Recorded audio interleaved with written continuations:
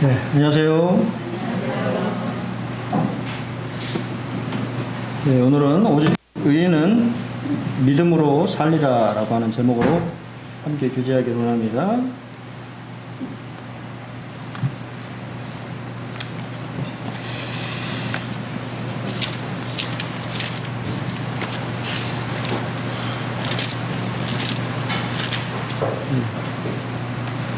이 장 1절로 7절 교독하겠습니다. 나오미의 남편 엘리멜렉의 친족으로 유력한 자가 있으니 그의 이름은 보아스더라.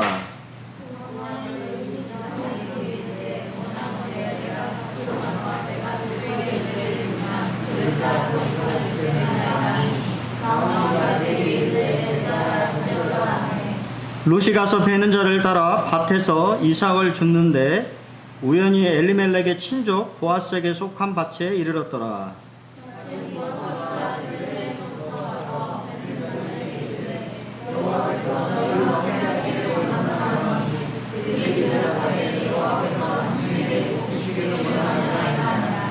보아스가 베는 자들을 거느린 사안에게 이르되 이는 누구의 소녀냐 하니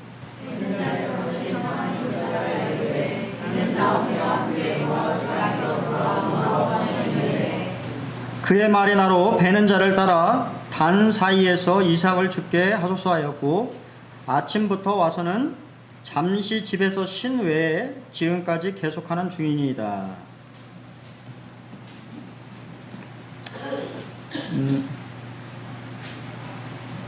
먼저 우리는 하나님께서 일하시는 방식에 대해서 좀 생각해 볼 필요가 있습니다. 하나님의 생각은 우리의 생각과 다르며 또 하나님의 길은 우리의 길과 다른 것을 보게 되는데요. 롯은 믿음을 따라 죽을 각오로 하나님을 선택했습니다. 하지만 그녀를 기다리고 있었던 것은 행복한 청사진도 아니고 쉴만한 어떠한 편안한 그런 삶이 아니고 오히려 극심한 가난이었어요. 우리는 먹고 사는 문제를 강구합니다. 하지만 하나님은 본질적인 것을 주시기를 원하시죠. 우리가 생각했을 때 내가 하나님을 선택하면 하나님이 나에게 맞는 무엇인가를 바로 주실 것을 기대하지만 사실은 그렇지 않은 경우가 많이 있는 것을 보게 돼요.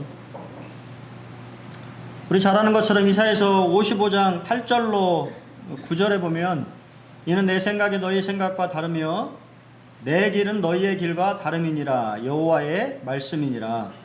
이는 하늘이 땅보다 높음같이 내 길은 너희의 길보다 높으며 내 생각은 너희의 생각보다 높음이니라 라고 말해주고 있습니다. 내 생각과 하나님의 생각이 다르다라고 하는 것이 성경의 가르침이에요.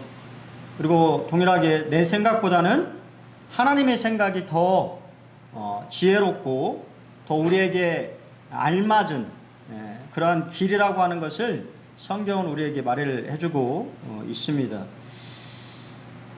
분명히 이 롯은 하나님을 선택했을 때 어떤 기대감을 가지고 있었을지도 모르겠어요. 하지만 하나님이 준비하신 것은 또 좀 우리의 기대와 그의 기대와 좀 다르게 다른 축복의 통로를 준비하고 계셨던 것을 보게 돼요.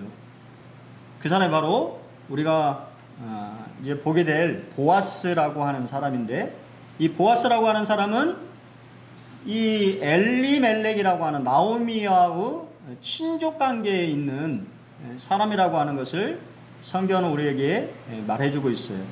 그러니까 아무 관계가 없는 사람이 아니라 나오미와의 또 엘리멜렉과의 관계 속에서 그 가정에 은혜를 베풀어야 되는 사람이라고 하는 것을 우리에게 말해주고 있고 근데 그 사람이 동일하게 유력한 자다.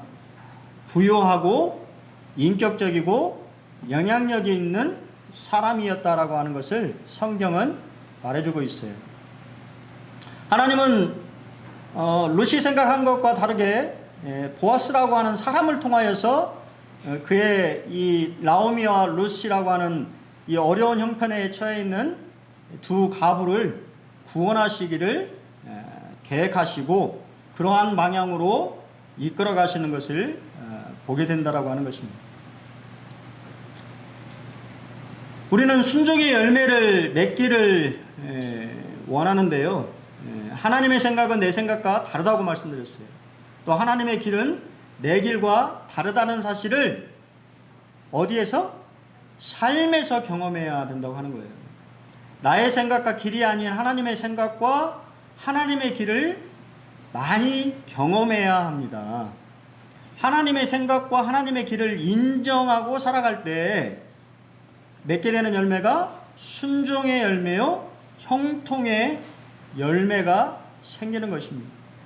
때때로 보면 내 고집대로 이렇게 살아가려고 노력하는 것을 보게 되잖아요. 우리가 잘 아는 것처럼 성경의 대표적인 인물이 요나입니다. 하나님은 니느웨라고 하는 성에 대해서 국률한 불쌍하게 생각하는 마음들을 가지고 있었어요. 왜냐하면 거기에는 수많은 아직 어린아이와 또 짐승들과 분명히 니느웨라고 하는 이 도시는 제약이 있었고 이스라엘에 대해서 원수 국가였어요. 하지만 그러다 보니까 요나는 가기 싫었죠. 우리가 잘 아는 것처럼 도망갑니다. 그렇죠. 우리가 잘 알잖아요. 뭐 하나님 그냥 내두셨나요? 하나님이 쫓으셨습니다. 그리고 결국은 하나님이 그를 통하여서 하나님이 이루시고자 하는 뜻들을 이루시고 또 우리에게 많은 것들을 교훈해 주시는 것을 보게 돼요. 내 생각대로 살면 성경은 죽을 고생만 한다고 말하고 있어요. 로마서 1장 16절 17절에 죄인의 삶이 어떠냐면 파멸과 고생이 그 길에 있어 평강이 길을 알지 못한다고 말하고 있습니다. 또 예레미야 애가 3장 33절에 보면 주께서 인생으로 고생하게 하시며 근심하게 하심은 뭐가 아니라고요? 본심이 아니라고 하는 거예요. 아버지 하나님이 여러분들이 인생을 살아갔을 때 고통스럽게 사는 것을 기뻐하지 않으신다고 하는 거예요. 여러분들이 잘 살기를 바라잖아요. 부모가 자식들이 잘 되기를 바라고 행복한 삶을 살기를 원하는 것이 부모의 마음이잖아요. 하나님 아버지의 마음도 마찬가지라고 하는 거예요.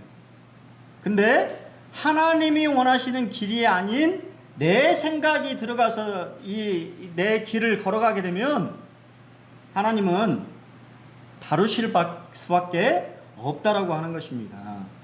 고생을 하게 되는 것이죠. 동일하게 야고보서 5장 1절에도 들으라 부한 자들아 너희에게 이 말 고생으로 말미암아 울고 통곡하라고 말하고 있습니다. 돈을 사랑하는 것, 또 돈을 쫓는 것, 그것만이 인생의 행복인 것처럼 살아가는 사람들은 결국은 후회한다고 하는 것을 제가 참 많이 보게 되잖아요. 예전에 제가 그런 얘기를 좀 드린 적이 있습니다만 삼성가에 이제 완전히 이렇게 퇴출된 한 가문에 장례식을 치르는데 어느 누구 하나 삼성 그 재벌가 쪽에 사람들이 조문을 하지 않는 그런 기사를 보면서 그게 뭘까? 그게 뭐라고? 사람의 도리라고 하는 것이 있지 않습니까? 친족이잖아요.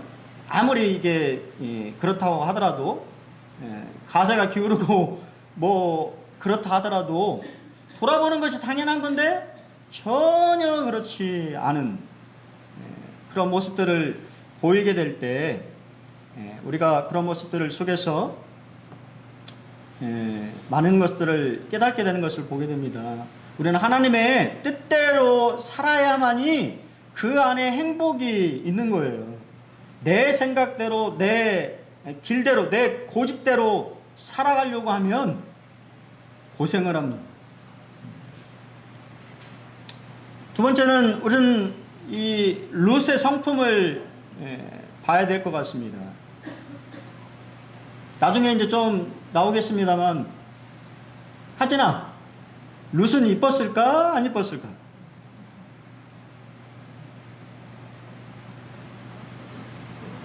예?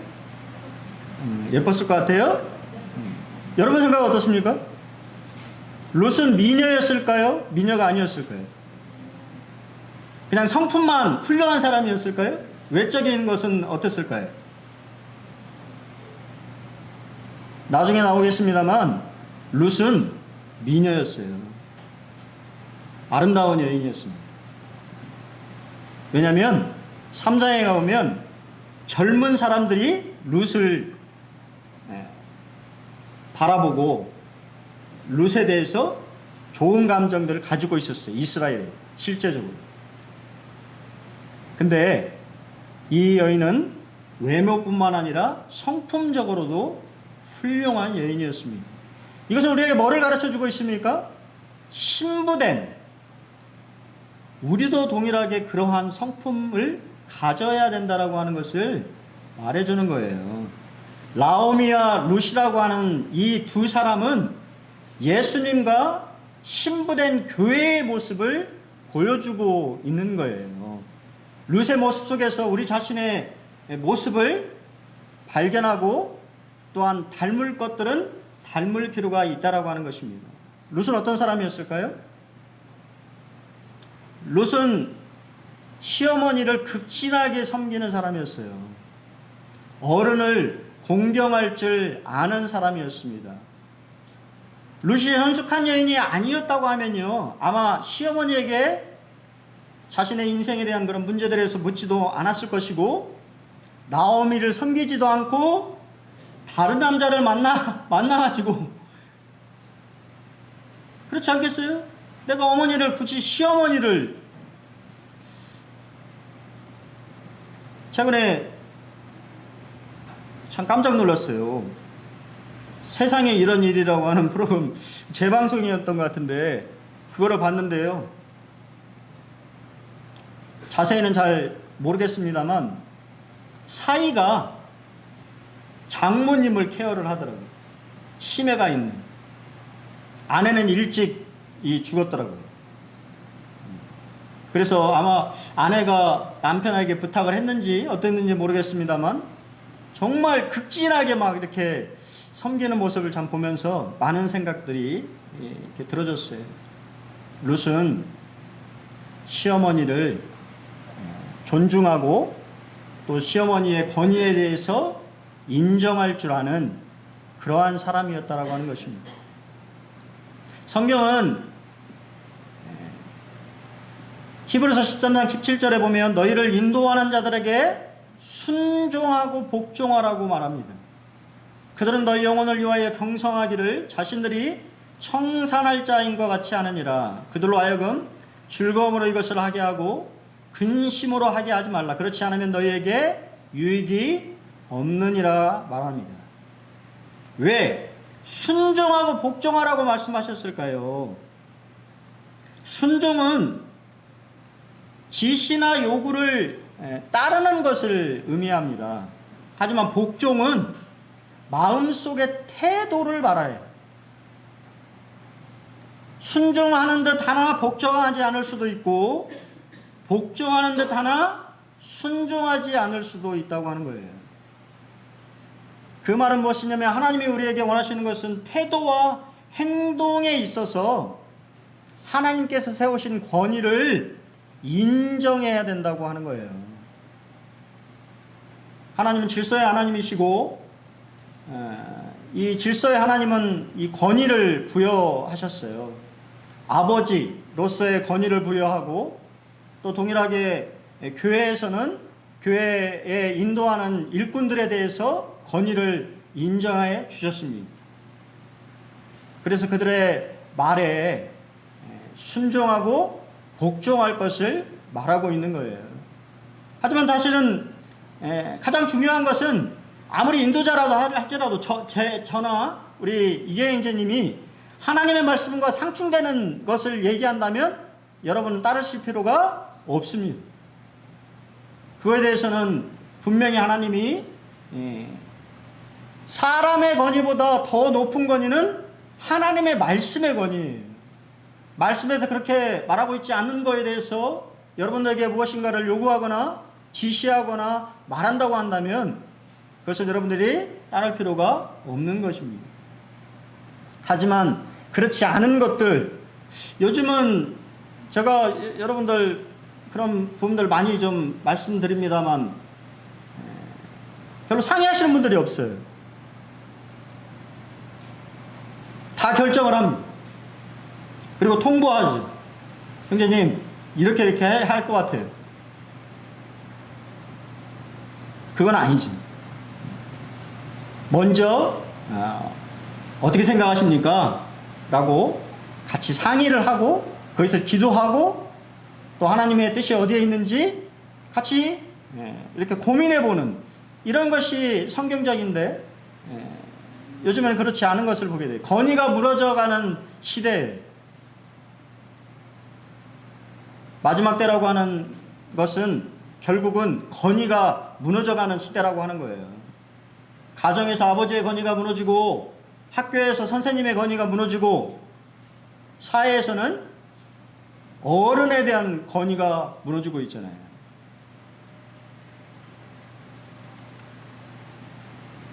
그렇다고 한다면 마지막 보루는 뭡니까? 교회 안에서도 권위가 무너지기 시작하면 더 이상 교회는 교회로서의 역할을 감당하지 못하는 것이고 그때가 되면 주님은 교회를 부르실 것입니다. 두 번째는 롯은 하나님의 말씀을 알았습니다. 그리고 그 말씀에 순종했어요. 믿음으로 산다고 한다는 것은 하나님의 말씀을 믿고 그 말씀의 근거에서 행동하는 것을 말하는 거예요. 이스라엘은 이 아주 훌륭한 복지 정책이 있었는데 그것이 뭐였냐면 바로 사회적인 약자를 배려하도록 하나님은 말씀하셨어요. 그래서 나그네, 고아나 가부 이런 사람들을 위하여서 이삭을 다 베지 않도록 하고 포도도 남겨두도록 하고 그들이 먹을 수 있는 양식을 제공하도록 한 것이 하나님의 뜻이었습니다. 근데 여기에 은혜를 입으면이라고 되어 있잖아요.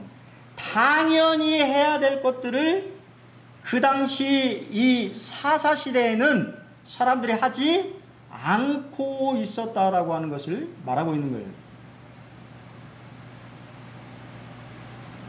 교회가 구제사역을 안 하면 안 되는 것입니다.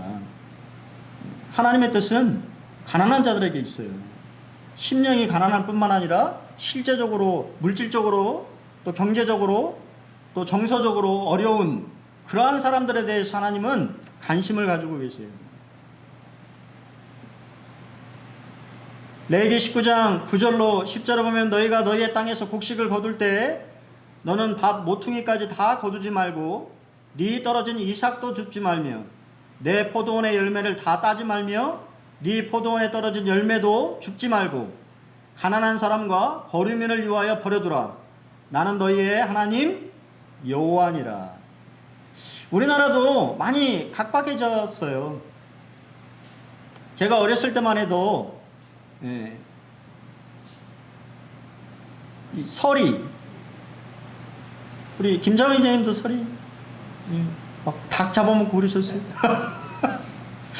닭을 잡아먹는 건 좀 예, 어렸을 때는 그래도 그런 문화가 있었어요. 예, 좀 이렇게 따먹어도 그냥 어르신들이 그냥 이렇게 했는데 요즘은 요즘은 따먹으면 안 됩니다. 요즘은 배로 불려요. 손해배상 청구합니다. 그렇기 때문에 남의 것을 이렇게 이제 하면 안 되는데, 이 하나님께서는 이 가난한 자들에 대해서 생각하시면서 가난한 자들이 이 먹을 수 있도록 이렇게 조치를 취해 놓으셨다라고 하는 거예요. 롯은 그거에 대해서 알고 있었고 동일하게 그 말씀에 순종하여서 믿음으로 나갔다고 하는 거예요. 여러분 생각해 보십시오. 그게 쉬운 일일까요? 자존심이 얼마나 상하는 일일까요? 자존심이 상하는 일이잖아요. 먹고 살아야 되고, 이삭을 죽는다라고 하는 것은 자신이 가난한 사람이라고 하는 것을 드러내는 거잖아요.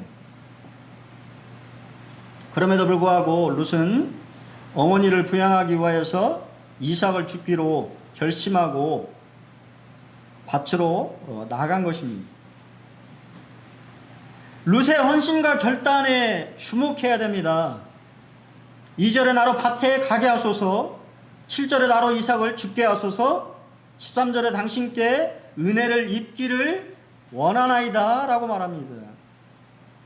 저는 그리스도인들이 가져야 될 것이 뭐냐면 결단이라고 생각해요.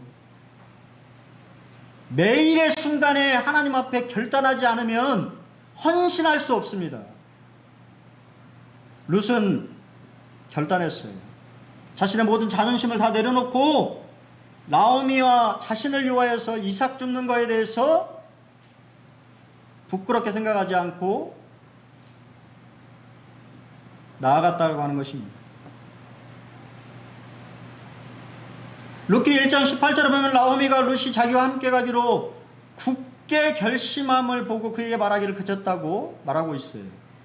다니엘서 1장 8절로 9절에 보면 우리가 잘 아는 것처럼 다니엘의 세 친구가 마음을 정했다고 했습니다. 우상에 드려진 이 진미들을 먹지 않고 자신을 더럽히지 않겠다고 결단했어요. 그러자 하나님이 놀라운 축복을 주시잖아요. 누가복음 9장에서도 예수님께서 승천하실 기약이 차가자 예루살렘에 올라가기를 어떻게 했다고요? 굳게 결심했습니다. 여러분 오늘 하나님 앞에 어떠한 결심을 하시겠습니까? 어떠한 결단을 하시겠어요? 내가 하나님의 교회를 위하여서 사는 누군가를 위하여서 헌신하고자 하는 그러한 마음의 결단이 여러분들의 있기를 바랍니다. 그러한 것이 필요한 거예요. 그렇지 않으면 금방 그냥 내 생각대로 내 편한 대로 살아가는 것이 인생인 것을 보게 됩니다. 룻은 또한 지혜로운 여인이었습니다. 왜냐하면 룻은 성경에 보니까 베는 자들을 거느린 사안이라고 설명이 되어 있는데, 누가 그 추수의 관리자인지를 정확히 알아보고 그에게 요청했다고 하는 거예요.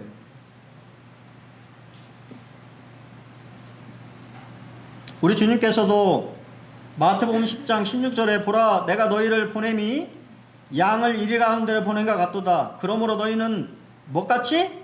뱀같이 지혜롭고 비둘기같이 순결하라고 말했습니다. 두 가지를 말씀하셨는데 지혜롭고 순결해야 된다고 하는 거예요.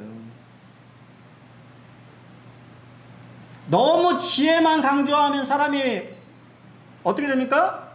약삭 빠른 사람이 되는 거고, 너무 이 순진하기만 하면 사람들이 그들과 함께 하기가 어려워지는 것이죠. 여러분 우리가 처한 상황은요, 이 마지막 시대는 이리가 득실득실거리는 사도 베드로가 말하는 것처럼 우는 사자처럼 사탄이 여러분들을 잡아먹기 위해서, 넘어뜨리기 위하여서 여러분을 어렵게 하는 시대 가운데 있다고 하는 거예요. 그렇기 때문에 우리 주님은 이 시대를 살아가는, 이 마지막 시대를 살아가는 우리가 지혜가 있어야 되고 또한 순결해야 된다고 말씀하신 것입니다.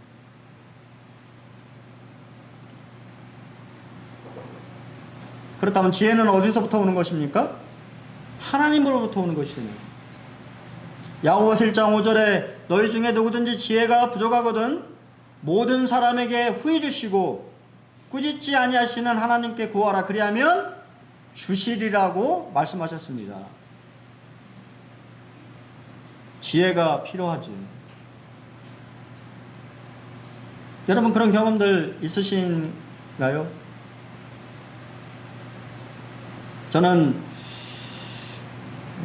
이렇게 이제 면접을 볼 때 그렇게 기도를 참 많이 했던 것 같아요. 지혜를 달라고. 하나님 앞에 지혜롭게 답할 수 있도록 기도하고 이렇게 나아가면 정말 하나님이 내가 말할 것에 대해서 알려주시고 또 동일하게 잘 대답할 수 있도록 인도하시는 것을 이렇게 보게 돼요.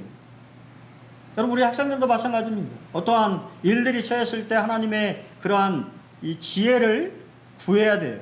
그러면 하나님께서 분명하게 약속하셨잖아요. 지혜를 주시겠다고. 다섯 번째는 롯은 성실하고 부지런한 여인이었다고 하는 것입니다. 여기 집이라고 되어 있는데요. 집은 자기 집이 아니에요. 이 밭에 있는 휴식처, 셀터를 의미하는 것입니다. 아침부터 와서는 잠시 휴식처에서 쉰 것 외에는 지금까지 계속 일했다고 말하고 있어요. 성실하고 부지런하는 것은 그리스도인에게 좋은 덕목입니다. 저는 그런 경험이 있는데요. 서울에서 면접을 봤을 때, 뭐 제가 일찍 가려고 그랬던 건 아닌데, 이게 몸이 워낙 이 시간에 대한 그런 것들을 이제 몸에 배어서, 원래 이제 9시 반에 이 면접을 보기로 돼 있었거든요. 여기가 이제 서울의 유명한 어학원이었는데, 이제 제가 좀 일찍 갔어요. 8시 반에 갔습니다. 8시 반 가니까 아무도 없죠. 8시 반에 이렇게 있었는데, 신기하게 그날은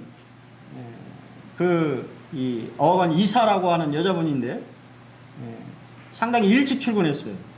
9시도 되기 전에 출근했고, 제가 서 있는 것을 아마 봤는 것 같아요. 그리고 저를 부르더라고요. 면접은 9시 30분인데 9시에 저를 불렀어요. 그리고 그분이 딱 하시는 말이, 선생님은 다른 거 볼 필요가 없습니다. 정말 성실하시군요. 같이 일했으면 좋겠다고. 그렇게 얘기를 하더라고요. 학교에서 거기를 갔어야 되는데, 제 욕심에, 딴 데 또 보러 가는 바람에 이제, 거기는 이제 못 갔습니다만, 그럼에도 불구하고, 이 성실하게, 그런 태도를 보이자, 그냥 그분들도 좋게 반응하시는 거예요. 좋게 생각하시고. 면접이 아니고, 그냥 자신의 그런 살아온 이야기 하시면서, 정말 채용하고 싶다고, 그렇게 얘기를 한 경험이 있어요. 라틴 속담에 하나님의 섭리는 게으른 자를 돕지 않는다고 말하고 있습니다. 성경 잠언에 보면 게으름에 대해서 여러 번 우리에게 경고하고 있어요. 게으름은 죄예요. 게으르다고 하는 것은 우리가 그냥 놔둬서는 안 될 것입니다. 하나님은 게으른 자를 돕지 않고 성실하고 부지런한 자기 일에 충성된 사람들을 도우시는 것입니다. 저는 마지막으로 우연히와 마침의 관계에 대해서 여러분의 말씀을 드리고 오늘 말씀을 줄일까 합니다. 여기 보면 룻이 이삭을 죽기 위하여서 갔는데 성경이 뭐라고 그랬어요? 우연히 간 밭이 뭐예요? 보아스의 밭이었다고 말하고, 근데 또 그때 마침 보아스가 베들레헴에서 자기 밭으로 내려와서 두 사람이 만났다고 이야기하는 거예요. 이규현님의 책인 내 인생에 찾아온 햇세다라는 책에 보면 참 우리에게 주는 교훈들이 좀 있습니다. 제 8장에 보면 우연으로 변장한 필연, 우연은 없다. 하나님을 믿는 신자에게는 우연이 없습니다. 우연이라고 여기는 일들 안에는 하나님의 필연이 있습니다. 하나님이 당신의 역사를 이루어 나가는 연결고리에 사람들이 말하는 우연이 있습니다. 우리는 우연이라고 여길 줄 모르지만 하나님은 오래전부터 계획하고 섭리하신 필연입니다. 오늘 우리가 이 자리에 앉아 계신 분들이 우연히 만난 것이 아니라고 하는 거예요. 하나님의 계획 안에 있었고 그 계획 안에서 우리가 이런 이 신앙의 공동체를 형성하고 있다고 하는 것입니다.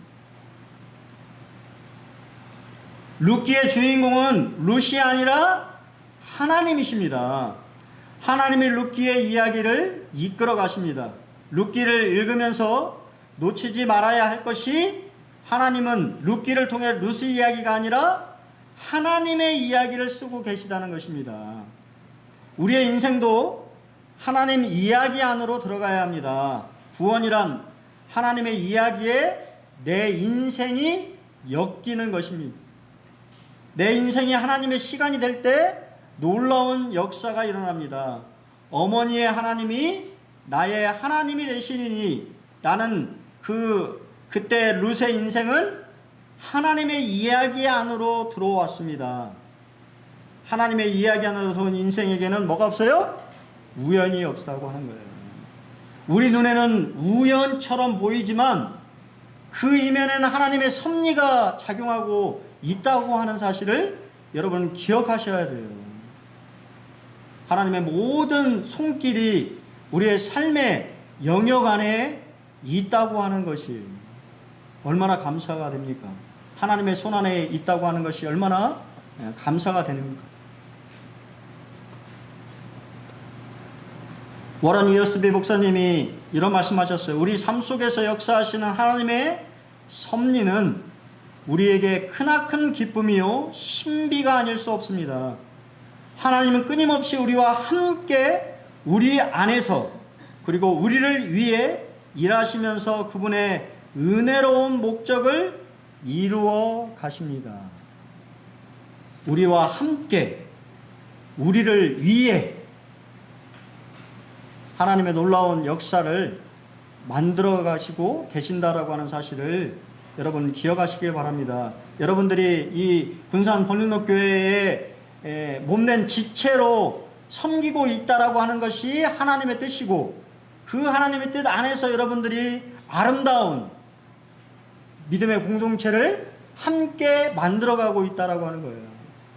그리고 동일하게 우리가 주님 안에 주님을 더욱 닮은 그러한 성숙한 그리스도인으로 이 땅 가운데 살아간다고 한다면 하나님 아버지는 얼마나 더 기뻐하실까요?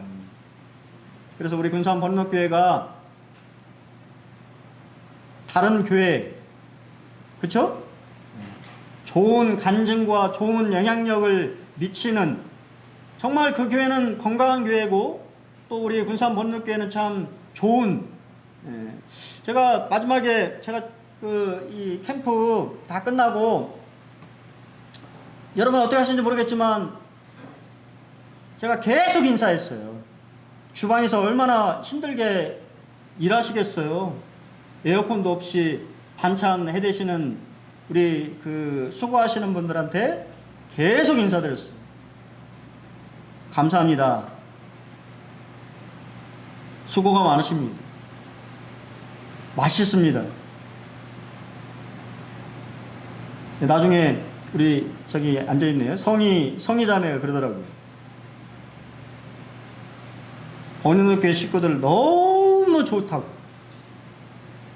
성도들이 너무 점잖하시고 너무 멋있는 분들이라고, 너무 고마웠다고 그렇게 이야기를 하셨다고 하는 이야기를 참 들으면서 마음에 감사가 참 되었어요.